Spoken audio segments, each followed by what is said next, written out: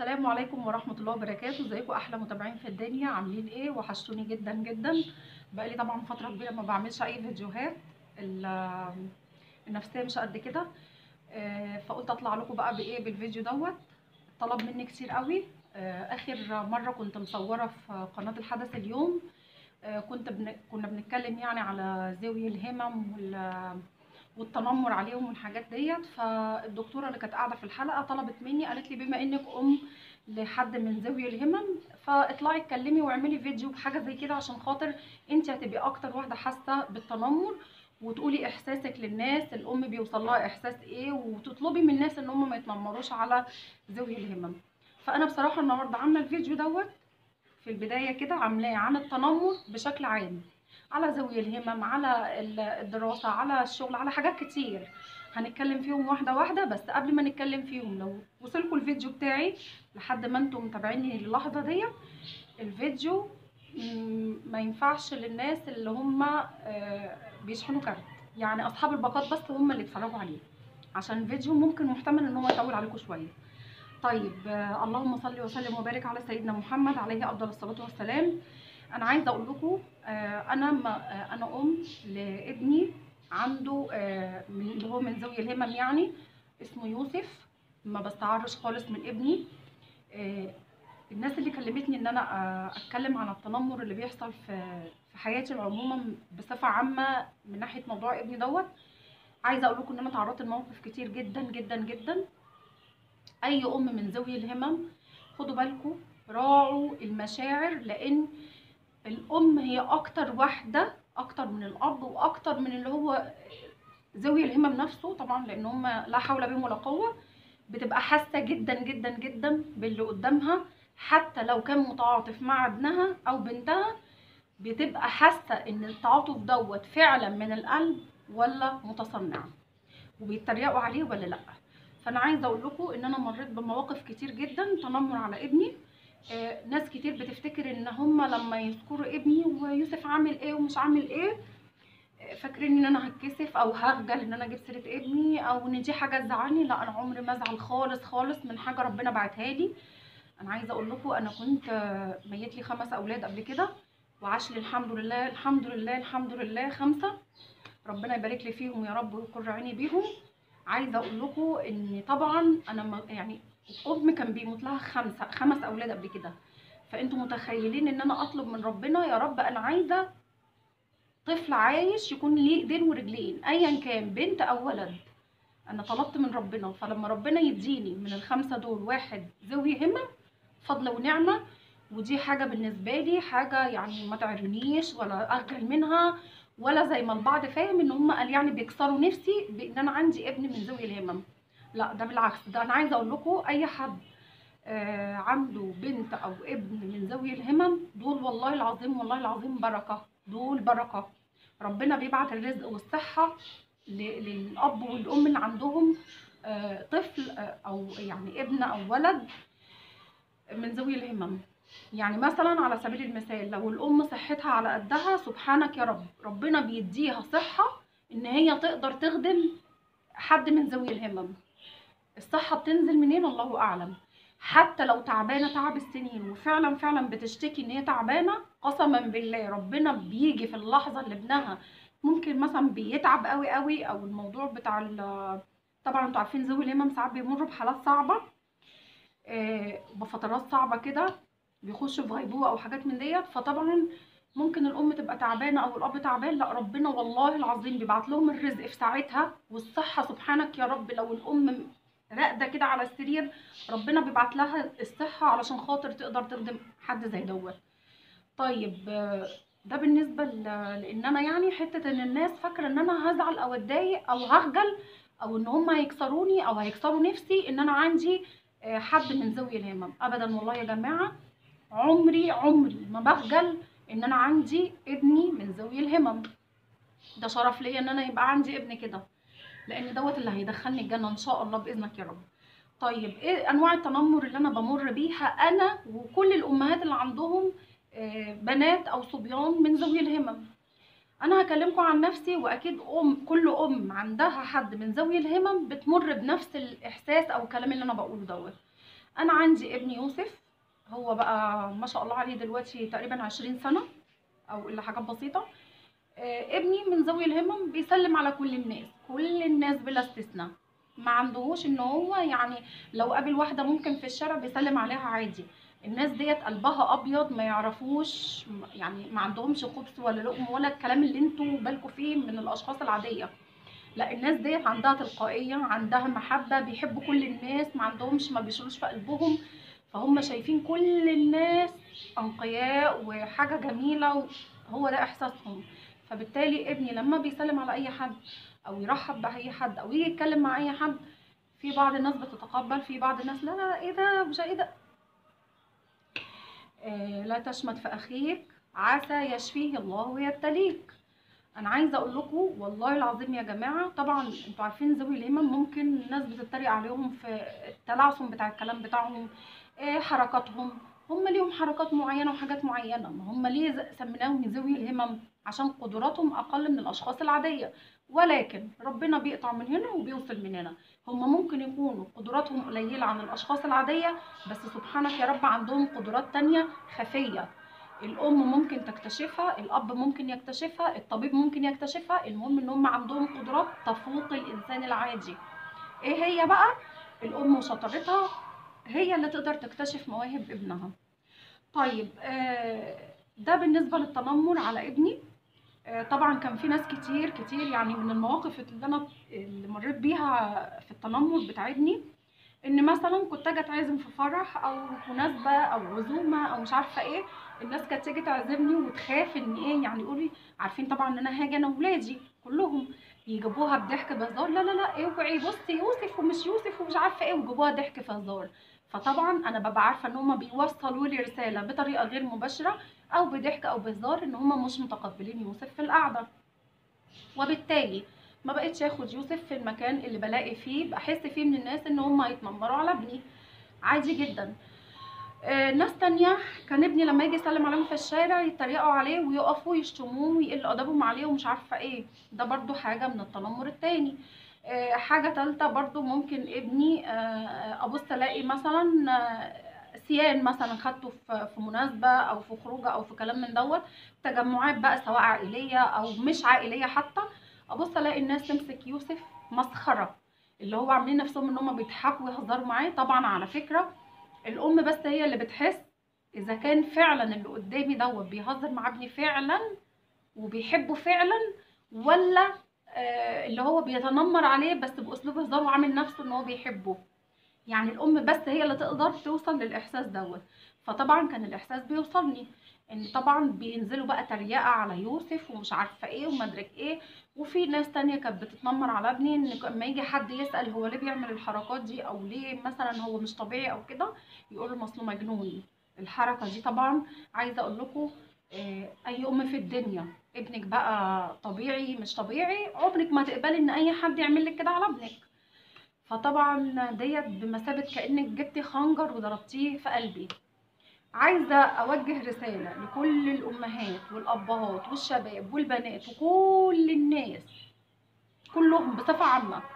يا جماعة، أي حد هيتنمر على حد سواء من ذوي الهمم أو أي حتى إنسان طبيعي، صدقوني والله العظيم والله العظيم التنمر اللي أنت بتتنمر بيه دوت هيلف يلف ويرجع لك. سبحانك يا رب.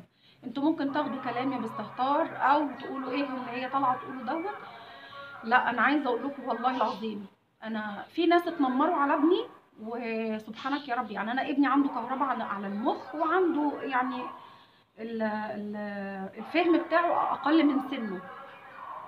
فعايزه اقول لكم كهرباء على المخ ديت كل بني ادم في الدنيا بيتولد عنده نسبه كهرباء على المخ، بس بنسب متفاوته.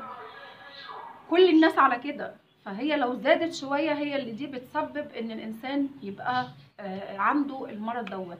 فطبعا انا ابني كان من الناس المحظوظين بالمرض دوت. وطبعا دوت حاجه كل ما جاء من عند الله فهو خير. انا الحمد لله عمري ما بعترض على اي حاجه تجيلي من عند ربنا، وبحمد ربنا على كل حال وكل شيء. كل عطايا ربنا جميله جدا. ولو احنا كشفنا وعرفنا ليه ربنا ابتلانا بحاجه زي كده هنلاقي ان الابتلاء ده وراه خير كبير جدا، والله العظيم وراه خير كبير جدا. بس للاسف في ناس بتفهم حاجه زي كده، وفي ناس تفتكره ابتلاء بقى وعذاب وتكفير، وشوفوا اصل هي لو مش هي مش عارفه ايه ما كانش ربنا اداها عيل كده. لا مفيش الكلام ده يا جماعه. طب انا هقول لكم على حاجه، يعني هو المريض القلب او مريض الكبد او المشلول او الاعمى أو اي حد عنده اي مرض في الدنيا، او اللي هو عنده مرض مثلا سرطان او اي امراض في الدنيا، هو دوت مش ابتلاء زي المرض ده برضو؟ لا، ما كل دي ابتلاءات. طب ما انت ممكن او حضرتك او حضرتك لو انتوا بتتنمروا على ابني ان هو مريض مثلا بالمرض بتاعه، لو انا ام مش كويسه هتنمر عليكي او على حضرتك برضو بالمرض بتاعك. ما هو يعني ما فيش حد ماشي على الارض كامل مكمل، كلنا ماشيين، ما فيش حد كامل، وكل انسان مبتلى، كل انسان مبتلى بس بطريقه مختلفه. ممكن حضرتك مبتلى في رزقك، في صحتك، في اولادك، في شغلك، في اي حاجه. فالابتلاء دوت نعمه وفضل من عند ربنا، ومحدش يعني يفكر نفسه ان هو معصم من الخطأ. لا، انت هتتنمر عليا، ما انا ممكن اتنمر عليك، بس إيه، هي بتختلف بقى. يعني في انسان ناضج لا عارف ان دوت ما ينفعش ان انا اتنمر، لان انا لو تنمرت على حضرتك ربنا هيبتليني بنفس اللي انا بتريق عليه. يعني اتريقت عليك ربنا هيديني نفس التريقه دي عاجلا ام عاجلا. عايزه اقول لكم حد من الاشخاص اللي كانوا بيتنمروا على ابني نازلين تريقه عليه ليل نهار ليل نهار ليل نهار، قسما بالله عايزه اقول لكم بقوا ضريح الفراش، اللهم لا شماتة، قسما بالله ضريح الفراش. ويعني لا حول بي ولا قوه، اللهم لا شماتة يا رب، واشفي كل مريض، اشفي كل مريض يا رب. والله يا رب ما بشمت في حد، بس انا عايزه اوصل لكم الرساله ان اللي بيتريق على حد يا جماعه لا تشمت في اخيك عسى يشفيه الله ويبتليك. الابتلاء انت ممكن تبقى ماشي بكامل صحتك وماشي على الارض فخور ويعني بثقه كده ومش عارفه ايه، وعمال تتريق على مخاليق ربنا في كل الحاجه، في شغلهم، في رزقهم، في ولادهم، في حد عنده من ذوي الهمم، في اي حاجه ربنا هيبتليك من نفس الابتلاء. ماشي. طيب ده كان التنمر بالنسبه للحالات اللي هي زي يوسف ابني كده اللي هم من ذوي الهمم. هل في تنمر انواع تنمر تاني؟ ده في كتير جدا. مثلا على سبيل المثال انا مثلا عامله قناتي على اليوتيوب، انا هديكم مثل على نفسي وعموما برضو. انا مثلا عامله قناتي على اليوتيوب، ناس كتير قوي قوي قوي اتريقوا عليا: ايه يا منى انت فاكره نفسك شيف؟ انت فاكره نفسك مش عارفه ايه؟ انت طالعه لنا كل شويه في فيديوهات وبتعملي، هو ما فيش حد بيطبخ غيرك؟ لا يا جماعه، والله كل الستات، ما فيش ولا ست ولا بنت ما بتعرفش تطبخ. كلنا بنتعلم وكلنا بنعرف نطبخ وكلنا بنعمل كل حاجه. انا فكره القناه بتاعه اليوتيوب ديت جات لي مره، تعبت دخلت المستشفى، انا معيش بنات، كل ولادي صبيان، ومعايا طبعا اخواتي البنات وقرايبي وكده، وكلهم طبعا لو انا مثلا تعبت ولا حاجه بصراحه ما فيش حد بيأثر معايا، وكلهم بيجوا بيساعدوني وكل حاجه. بس انا ايه قلت طب افرضي في مره تعبت ومثلا حد عنده ظروف من الناس اللي حواليا ديت ومحدش عارف يعمل اي حاجه لاولادي، واحنا الزمن اتغير دلوقتي، كل واحد عنده تلاقي وكل واحد ما عادش عنده القدره ان هو يعني اللي هيساعد النهارده مش هيساعد بكره. فقلت ايه المشكله ان انا اعمل قناه على اليوتيوب. ذاكرت فيها شويه وعرفت فيها بعض حاجات، عرفت ان هي منها قناه على اليوتيوب بتدخل لي رزق، باب رزق، وانا قاعده في بيتي معززه مكرمه، ومنها في نفس الوقت انا لو انا تعبت في المستشفى او مت، يعني الموت ده مش عظيم على حد، او مت، لا ولادي ما مش الدنيا مش هتقف، هيطلعوا من الفيديوهات ديت هيقلدوا الوصفه اللي هم كانوا بيحبوها من ايدي وهيعملوها. برضو في ممكن انا على فكره قناتي مش كلها وصفات اكل، انا ممكن بعمل ريفيوهات، ممكن اعمل ريفيوهات مثلا عن اجهزه بتشغليها ازاي باسعارها بكلام من ده. برضو ولادي ممكن ما يكونوش بيعرفوا يشغلوا جهاز معين في الشقه من اللي عندي، لا انا برضو من خلال الريفيو دوت ابني او كده هيعرف يتعامل ازاي مع الجهاز دوت لو عطل او كده. فالفيديو بيعلمه، سواء وصفه اكل، سواء ريفيو، سواء معلومه، سواء نصيحه. لان انا قناتي اسمها يوميات ام انس والعائله، مش الشيف غاده، مش الشيف ام انس او غاده. لا يا جماعه، انا مش شيف، انا مش شيف، انا مجرد ان انا بعرف لقيت وصفه حلوه عجبتني، وصفه رخيصه، وصفه حلوه، حاجه حلوه مثلا سهله وسريعه كده، اقوم اطلع من عندكم مني بديكم معلومه للبنات اللي لسه عرايس. ما انا لما كنت عروسه برضو ما كنتش يعني اللي هو يعني بعرف اعمل كل حاجه، لا اكيد برضو في حاجات كنت بقف عندها ما بعرفش اعملها. ممكن اتعلم من قريبتي، من صديقتي، من والدتي، من اختي، من خالتي، من عمتي. كلنا بنتعلم، مفيش حد ما بيتعلمش. فالواحد لما بيتعلم وشايف ان دي معلومه ممكن تفيد غيري. وبرضو في برضو شباب بيبقوا مغتربين برضو مسافرين بره، بيبقوا لوحديهم من غير أسرهم من غير زوجاتهم، بيطلع من على اليوتيوب سواء مؤنث أو غير مؤنث، بيطلع أي وصفة وبيقلدها وبيعملها. فدي برضو حاجة ما تعيبش حد. فالناس اللي بتتريق إن أنا فاتحة قناة على اليوتيوب، دي فاكرة نفسها مش عارفة إيه. يا جماعة أنا مش شيف ومش فاكرة نفسي حاجة، وأنا العبدة الفقيرة لله. أنا فاتحة قناة كباب رزق.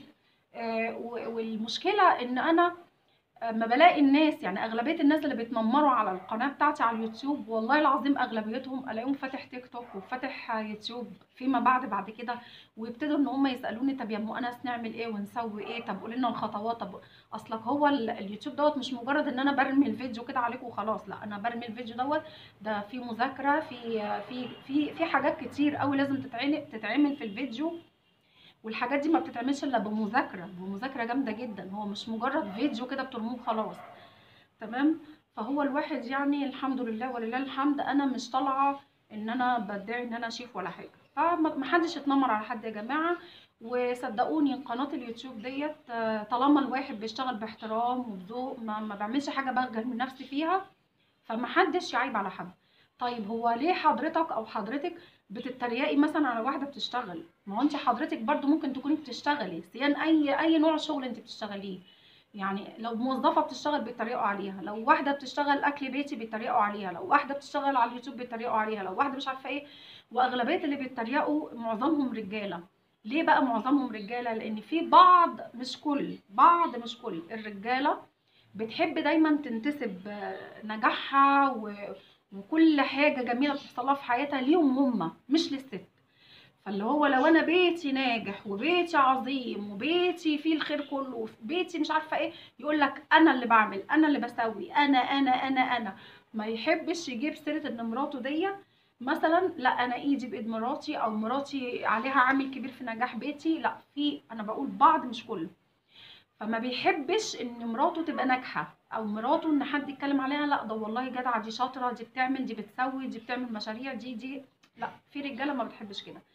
آه، وعلى العكس عايز ان الناس كلها تشوف لا ده واو، ده ناجح جدا، ده مشهور جدا، ده مكافح جدا. وعايز مراته تتكلم عليه كده برضو، لا ده انا جوزي وجوزي وجوزي.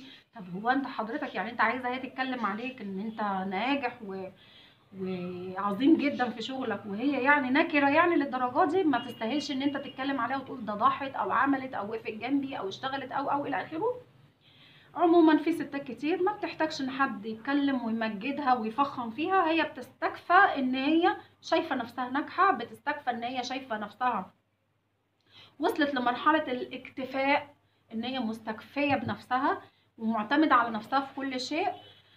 فمفيش واحدة تزعل من التنمر ان حد بيتنمر عليكي سواء ست او راجل. وطبعا في بعض وليس كل السيدات تبص تلاقيها لما تلاقي مثلا ست ناجحة جدا وايديها بايد جوزها جدا، تقوم قايلة لجوزها ايه، يعني بعض ستات من بره بقى سواء غريبه او قريبه او كده، تقوم قايله لجوز الست الناجحه دي ايه، يا عم هي ناجحه ايه، ده تلاقيها بتعمل منك، دي بتسوي منك وبتقول لك انا اللي بعمل وبسوي.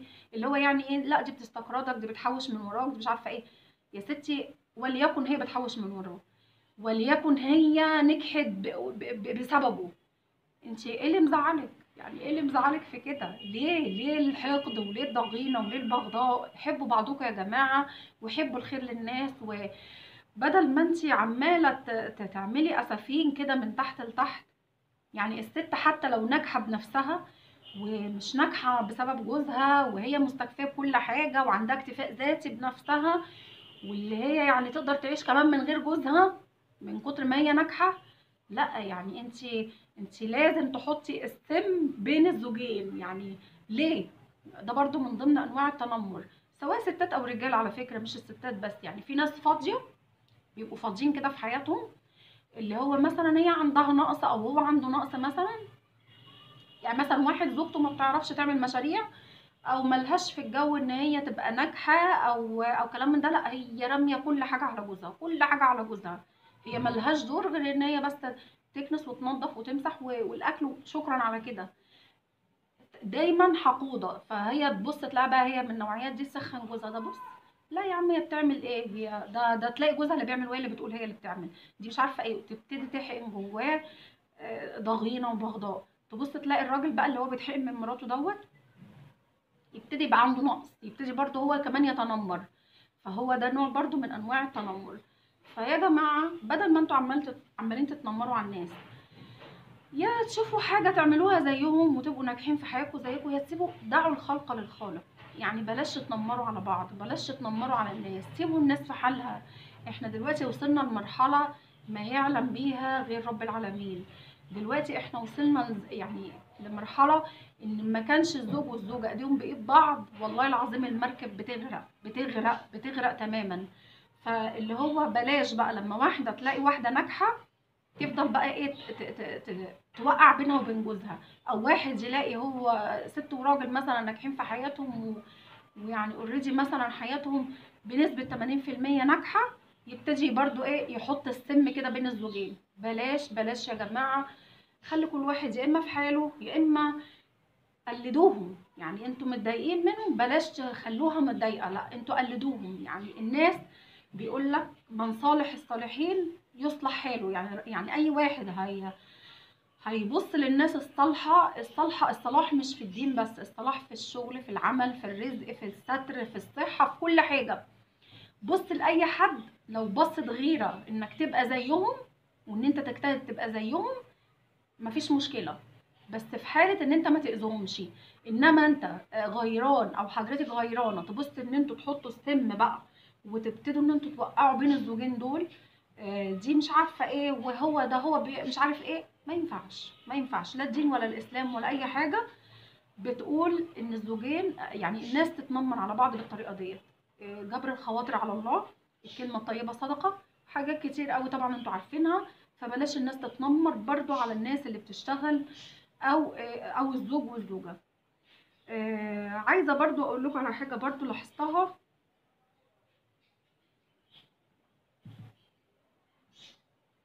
ناس كتير لما بتحصل تجمعات كده عائلية، سواء في موت، سواء في فرح، سواء في مناسبة جميلة، سواء في أماكن عامة، سواء بقى قرايب أو مش قرايب، جيران، حبايب، أصدقاء، عموما تبص تلاقي في ناس كده، يعني في وسط القعدة كده في شخصية أو شخصيتين اللي هو إيه، أنا جاية أتنمر وأمشي، أنا جاية أتريق وأمشي.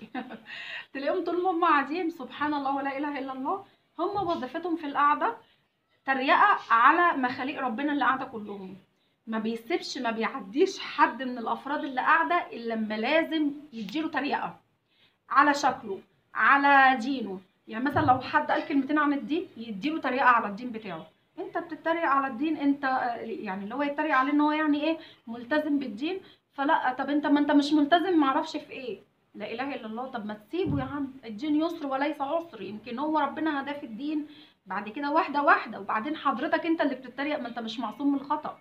يعني انت اكيد حضرتك لو فتشنا وراك او فتشنا وراكي سواء راجل او ست، هنلاقوا ان انتوا ما شاء الله يعني حياتكم مليانه بالتريقه. بس بتفرق بقى من شخص للتاني ان حد يتريق عليكم او لا. الناس المثقفه، مثقفه ايه بقى؟ مثقفه دين، مثقفه علم، مثقفه تربيه واصل على العادات والتقاليد، مثقفه في جبر الخواطر وان هم ازاي يتعاملوا مع الناس. هم دول اللي مش هيتريقوا على حد، هم دول اللي مش هيعاملوكوا وحش مهما انتوا تتريقوا عليهم. كتير قوي ببقى قاعده في قعدات او مجالس، سواء زي ما قلت لكم كده، سواء عزا، فرح، تجمعات عائليه، بين جيران، باصدقاء، خروجات عامه، تملي تملي الاقي الناس لازم لازم لازم تلاقي شخص او شخصين، بنت، ولد، راجل، ست، اي حد، شخص او شخصين كده لازم هم اللي يبقوا بصوا الواو بتاع القعده، اللي هو ايه، احنا لازم نلفت انظار اللي قاعدين ان احنا هنتريق عليكم كلكم وفاكرينها شطاره. طبعا انا بحب دايما استمع، اشوف اللي قدامي، احاول على قدر الامكان ان انا اهدي والطف الجو عشان خاطر محدش يشيل من حد ومحدش يزعل من حد. بس طبعا في ناس من اللي هم الواو دول، اللي هم بيحبوا ان هم يتنمروا على الناس او يتريقوا على الناس بمعنى اصح، تبص تلاقيهم بيزيدوا فيها، عمال يزيد فيها يزيد فيها يزيد فيها، واللي هو ان انت مش عارف تعمله ستوب ستوب ستوب، لا هو عمال مش هيبطل. وفي ناس بتاخد بالها وبتراعي المشاعر، اللي هو ممكن يكون قال كلمة مش واخد باله، فاللي هو لفت نظره خلاص يسكت وما يكملش تاني. فبلاش يا جماعة، بلاش يا جماعة حكاية التنمر ديت، محدش أهبل وعبيط في أي قعدة علشان حضرتك أو حضرتك تتنمروا أو تتريقوا على حد، والحد دوت ما هوش فاهم إن انتوا نازلين فيه تريقة، نازلين فيه تريقة. ممكن شخص يسكت ويعدي، احترام للي قاعدين، ان هو مش عايز يجرحك، لان هو عارف كويس قوي ان التنمر ده حرام، وان انا لو رديت عليك يبقى انا كده هشيل ذنوب انا هتحاسب عليها مش انت. حتى لو انت متنمر عليا، لا انا هاخد حسنات على حسك، انا ربنا هيجازيني خير على حسك، على التنمر بتاعك. فاللي هو في ناس ممكن تمسك اعصابها ان انت مش هتوصلني لدرجة ان انا ارد عليك، انا هسيبك تتنمر ومش هرد عليك. ليه؟ لان انا محترم، متربي كويس، عندي اصول، عندي مبادئ، عارف الصح من الغلط، عارف ازاي ان انا ما ردش عليك لحاجات كتير. مثلا انا باقي على الود، مش عايزه اخسرك، ما انا ممكن اديك رد اخسرك، ممكن اديك رد نقطع العلاقات نهائي، ممكن اديك رد تقوم خناقه. فهو للاسف المتنمرين او الناس اللي بتتريق ديت فاكره نفسها ان اللي قدامها دوت اللي هم بيتنمروا عليه، اللي هو لو ما ردش ده ضعيف الشخصيه، لا ده انا جيت له على الوتر الحساس فمش عارف يرد. لا، طب ليه حضرتك ما بتاخدهاش بمحمل تاني او بالظن التاني؟ طالما انت سيء الظن ان هو ممكن مش بيرد عليك احترام لنفسه، احترام لدينه، ان هو مش زيك، مش هيقلدك في ان هو يبقى عنده تنمر على الناس. وبعدين ده انا عايزه اقول لكم يعني التلفزيون مليان دلوقتي، مليان اعلانات كتير قوي قوي قوي على الناس اللي بتتنمر على الناس في الشكل وفي اللون في حاجات بسيطه قوي، يعني ممكن حاجات بسيطه قوي، واحده تخينه واحده رفيعه ما بيسيبوش الرفيعه بيتنمروا عليها، التخينه بيتنمروا عليها، ال الشغل بيتنمروا عليه، علاقة زوج وزوجته، ممكن مثلا زوج وزوجة يبقوا قاعدين تبص تلاقي القعدة كلها اتحولت لتنمر عليهم. فاهميني؟ لمجرد بقى مثلا يعني الزوج اتكلم مثلا قال كلمة كده بعفوية، فالناس ضحكت على مراته، اللي هو بيتكلم مثلا بيضحك او بيهزر، فالناس ضحكت على مراته، اوب بس ده هما كده الاتنين بقوا مهزقة القعدة، فابتدت القعدة كلها بقت تنمر على الزوج والزوجة، ان هما خلوهم مسخة القعدة. طب ليه انتوا ما بتاخدوهاش ان احنا مثلا بنضحك، بنقول مجاملة لطيفة، كلمة حلوة، مش عارفة ايه؟ ليه بعض الناس بتاخد ان الناس لما تيجي تتكلم او تضحك او تهزر ان ده استخفاف بعقولنا؟ ليه بتستخفوا بعقول الناس؟ ليه ما بتاخدوهاش بمحمل اللي هو جبر الخواطر، الكلمة الطيبة صدقة، الكلام الحلو دوت؟ ليه ما بتاخدوهاش كده؟ ليه تملي بتاخدوا بتحولوا بعض الناس لا ايه ده، دول هبل، دول عبط، ده مجانين، ده مش عارفه ليه يعني. تمام. فهو كده برضو عايزه اقول لكم برضو ان في بعض الازواج والزوجات، بعض مش كل، لو لقيتهم قاعدين في مكان وبيضحكوا او يهرجوا وقالوا كلمه كده او كده بعفويه، تبص تلاقي القعده كلها او معظم اللي قاعدين يبتدي التنمر يشتغل عليهم. طبعا ممكن حد يسكت، ممكن حد يبتدي يكمل يعني. عافانا الله وعافاكم. التريقة والتنمر يا جماعة يا جماعة راجعوا الدين والإسلام، حرام حرام حرام، والله العظيم حرام. اللي بتتنمر عليه النهاردة بكرة هتلاقي اللي يتنمر عليك. وخد بالك اللي انت بتتنمر عليه دوت لو فتش وراك، لو فتش وراك، وده بيحصل كتير جدا، هيلاقيك ان انت معيوب من فوقك لتحتك، سواء ست او راجل. لان غالبا الناس اللي هي بتتنمر ديت بيبقى عندهم نقص شديد جدا. نقص بقى بيبقى تقريبا عندهم مشاكل كتير جدا، عندهم عقد نفسية، عندهم يعني حياتهم مش متظبطة، ايا كان بقى. فعشان كده هما اما بيلاقي حد مثلا حاسه ان هو عنده مشكلة او القعدة خلاص فيها اتنين مثلا او فيها واحد هيتريقوا عليه، يبتدوا يجلدوه ويسلخوه بالتنمر بتاعهم والتريقة. مع ان هم لو فتشنا وراهم هنلاقيهم ان هم مليانين عيوب. طب ليه؟ طب ما هو انا ممكن انا او غيري يقول لك طب ما انت عندك كذا وفيك كذا وعيوبك كذا ومدرك كذا ومش عارفه ايه. لكن محدش بيقول، لان انا مش هبقى زي حضرتك او حضرتك في التنمر. انا عارفه حدودي كويس قوي. عايزه اقول لكم يا جماعه، الرئيس عبد الفتاح السيسي بارك الله فيه عمل قانون للتنمر. قانون للتنمر قادر يحبس اي حد بيتنمر على حد، خدوا بالكم. وقانون مفهوش يعني يا اما ارحميني زي ما بيقولوا. فممكن جدا ان انت بتتنمر عليه يقضيك، يعمل لك قضيه تنمر. طبعا لو وصل التنمر لحد الايذاء بقى، يعني اللي هو بيأذيني نفسيا او بيأذيني فعليا او الى اخره. يعني في ناس بيتنمروا مثلا على ناس بالضرب او كده وبالكلام جارح او كلام من دوت. فطبعا في قانون للتنمر، ولكن في ناس تانية ماشية بمبدأ قانون رب العالمين.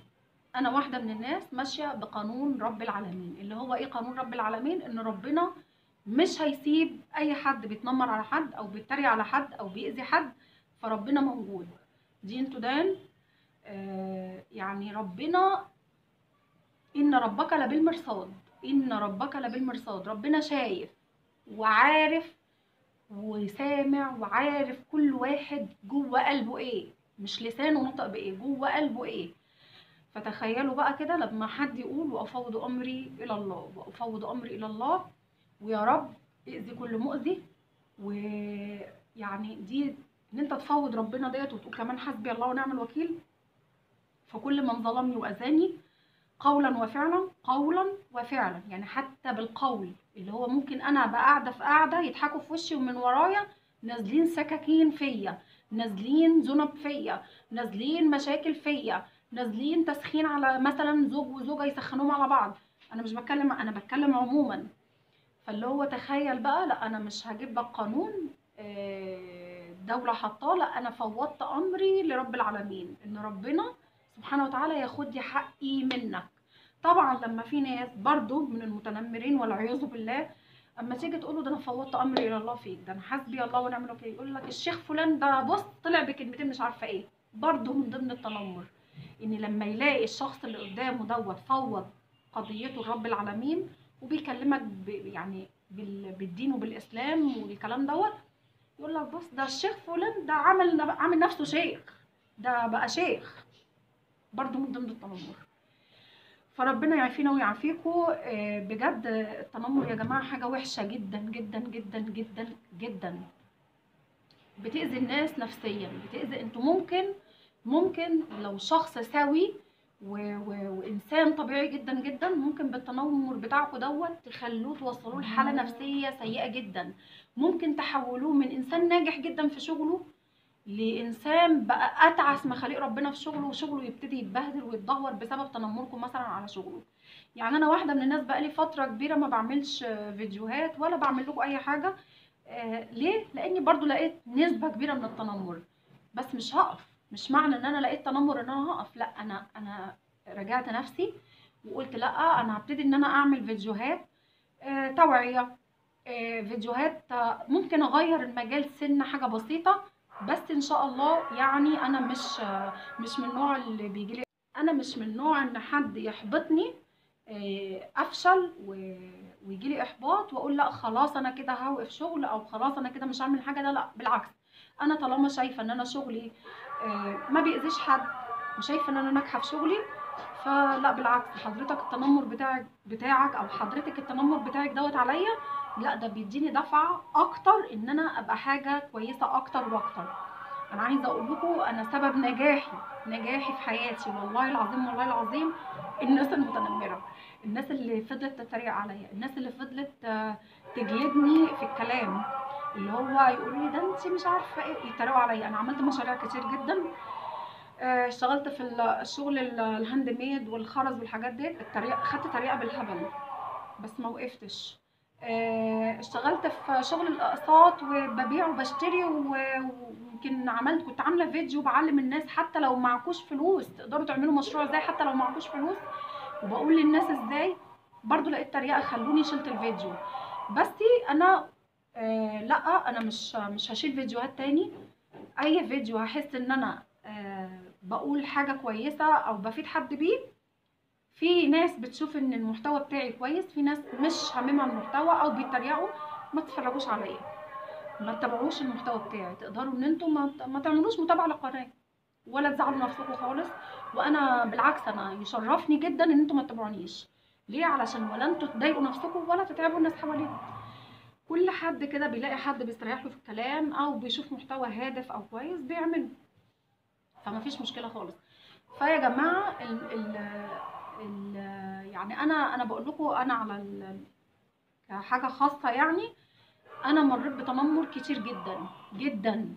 فممكن التنمر دوت يوصلكوا ان انت تيأس من شغلك، تكره بيتك وعيالك، تنمر مثلا يكرهوك ان انت تخرج تاني في تجمعات. يعني حتة ان انت ممكن انسان انطوائي شوية وبتقول لا انا هخرج اروح فرح او مثلا عزاء او هقابل ناس في تجمعات وتبقى اعداد جماعية او عائلية او حتى ناس غريبة.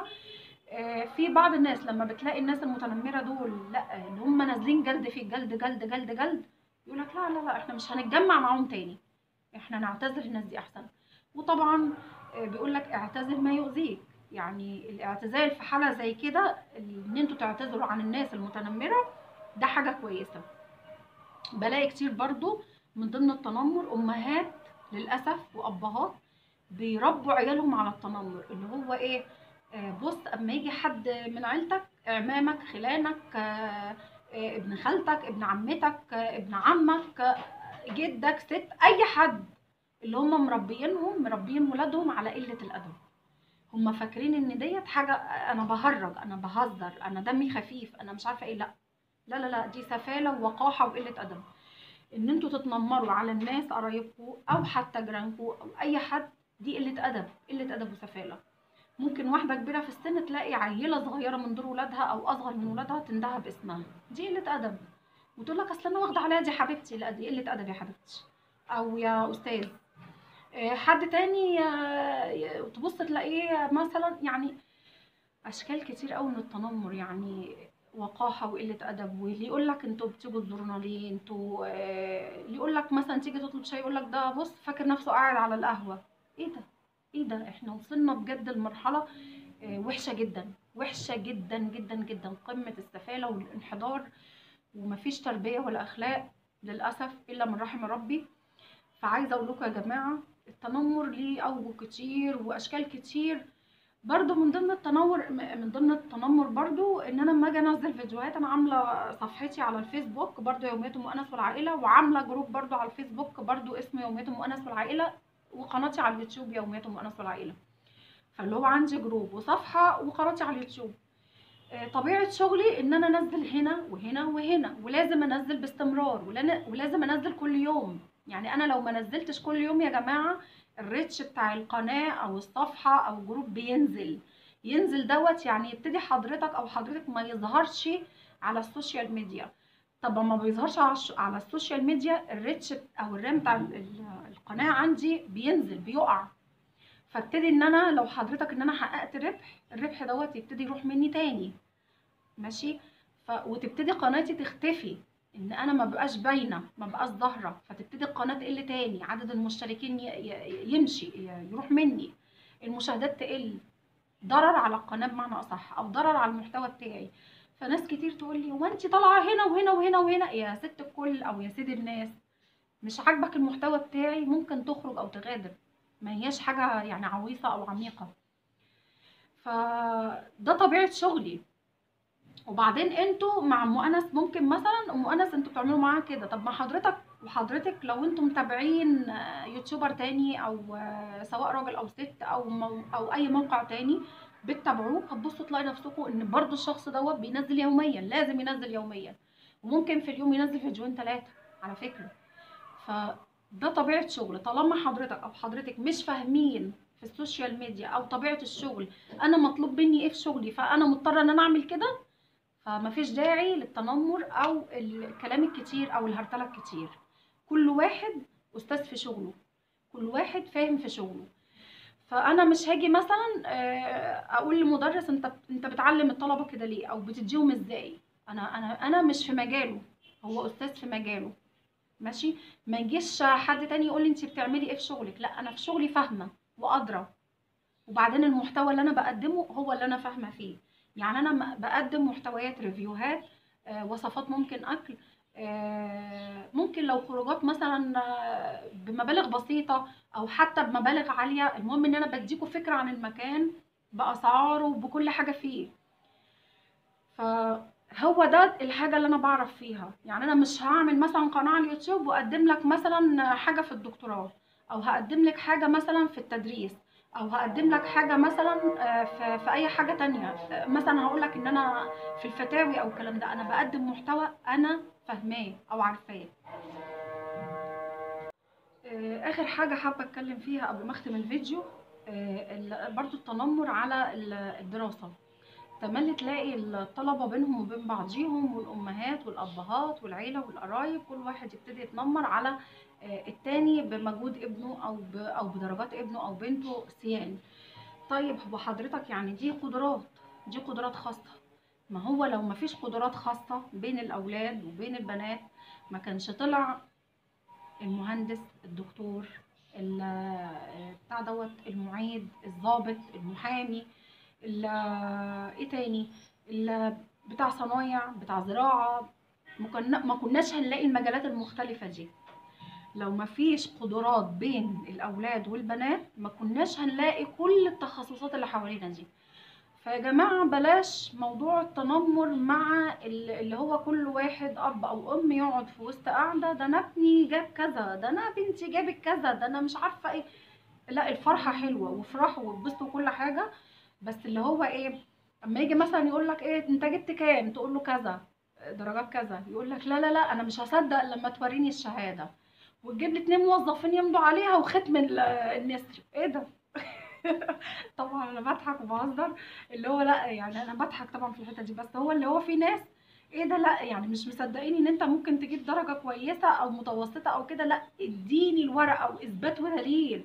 انت اكيد بتكذب، ده بيحور، ده مش عارفه ايه. لا اله الا الله. يعني بلاش تعملوا اسمها ايه، تفرقة بين العيال، سواء اطفال في جامعة، في اي حاجة، في اي مجال. بلاش تحطوا مقارنات بين الاولاد وبعضها. كل واحد له قدراته الخاصة.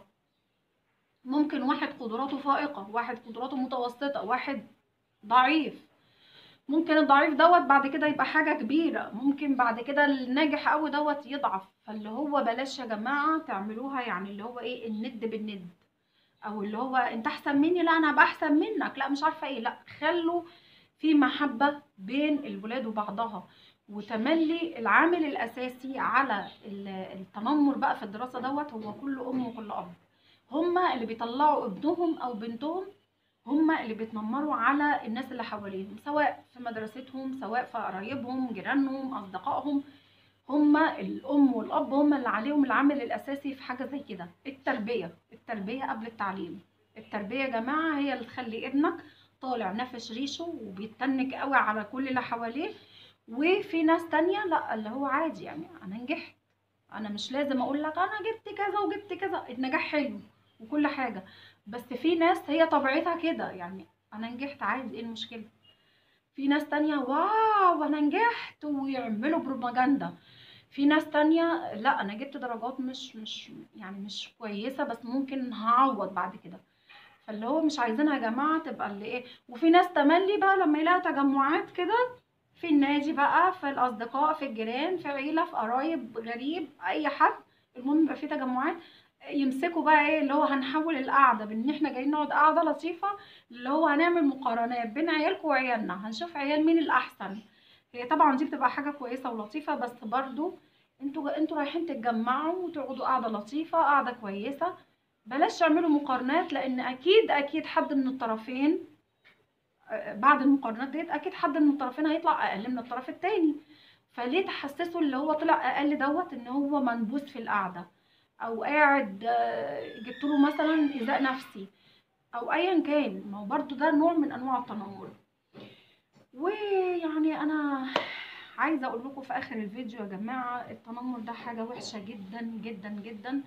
اعلانات كتير بتطلع لنا على التلفزيون، يا ريت الناس ما تعدهاش كده مرور الكرام. لا، يا ريتكم ترسخوا التربيه في عيالكم كل اللي حواليكوا ان انتوا لما تلاقوا حد بيتنمر على حد او حد بيتريق على حد، يعني وعوه، اعملوا توعية. لو كل واحد بدأ ببيته بعياله وبنفسه، صدقوني دايرة المجتمع بتاعنا هتوسع شيئا فشيئا لحد ما الموضوع هيبقى عام، ان الناس كلها تحترم بعضها، والناس كلها محدش يبقى بيتريق على حد او حد بيجرح في حد. برضو حد تاني برضو كان يقعد كل ما يشوف حد يقول له عيش عيشة اهلك. يا عم انت لو عشت عيشة اهلي مش هتكلمني كده. انت لو عشت عيشة اهلي او شفت اهلي عايشين ازاي مش هتكلمني كده. اللي هو بيكلمه عيش عيشة اهلك دوت، انا فاكر ان اهله دول بقى ايه، شحاتين زبالين، مع احترامي طبعا لكل المهن، ناس مش لاقيه تاكل، ناس مش عارفه ايه. لا انت لو هو انت عشت عيشه اهلي وانت كنت ما يعني انت كنت عايش جوه الشقه بتاعتنا او البيت بتاعنا، عارف احنا عايشين ازاي. يعني احنا كنا كل ما هنيجي نعمل لقمه او اكله او مثلا بنعمل ايه او بنسوي ايه، كان المفروض عليا ان اجي اعمل لك كشف حساب باليوم بتاعي عشان اوريك عيشتي كانت عامله ازاي. ما يمكن انا عيشتي بعد عيشه اهلي بقت اسوأ وممكن بقت احسن. المهم ان محدش يا جماعه يعيب في حد يقول له عيش عيشه اهلك. يا ريتنا كلنا عايشين عيشه اهالينا. زمان كان في خير وكان في بركه وكان في حب وكان في عطاء وكان في حاجات جميله قوي قوي، وكان في قيم ومبادئ وتربينا على حاجات جميله وحاجات. يعني احنا الواحد بيبص لتربيته اللي اهله ربوه عليها، ونبتدي ان احنا نشوف تربيه الناس حوالينا. والله العظيم دي اكبر نعمه انا بحمد ربنا عليها. بقول بجد بجد شابوه لامي وابويا اللي هم ربونا وطلعونا بالمنظر دوت. كفايه ان الواحد عارف عاداتنا تقاليدنا ديننا، نتكلم ازاي نتعامل ازاي. لكن في ناس ممكن تشوفك ان انت عشان بتضحك ومبتسم وبتقول كلمه يعني بتهرج شويه او مثلا بتخلي القعده ما هياش تقيله او سميله، يعني تقيله كده، يقول لك ده عقله خفيف، ده اهبل، ده عبيط، ده مش عارفه ايه، ويستخفوا بيك في القعده. طب تعالى بقى اتنشن في القعده وادي الوش الكشر وادي معرفش ايه وادي نصايح، يقولك ده بص تعمل نفسه فيها بتاع دار الافتاء. فالناس بتتنمر في كل الاحوال. كويسين هيتنمروا، في شغلكم هيتنمروا، عندكم عيل من ذوي الهمم هيتنمروا عليكم، عندكم ناجحين في شغلكم هيتنمروا عليكم، حياتكم كويسه هيتنمروا عليكم. وتملي تملي، بس انتوا خدوها قاعده كده، ما بيتنمرش على حد غير المعقدين نفسيا، اللي عنده عقده نفسيا او نقص، او هو في الحته دي هو يعني مجروح فيها قوي. لما تلاقي حد بيتنمر عليك في حته معينه اعرف ان هو في الحته دي موجوع فيها قوي. وسلاما، وان شاء الله فيديوهات قادمه كتير باذن الله. انا اسفه ان انا طولت عليكم في الفيديو، ولكن لو ان شاء الله كلامي في الفيديو عجبكم او شفتوا منه حاجه مفيده، ما تنسوش بقى يا جماعه لايك وشير وسبسكرايب، كلمه حلوه في كومنت. والسلام عليكم ورحمه الله وبركاته.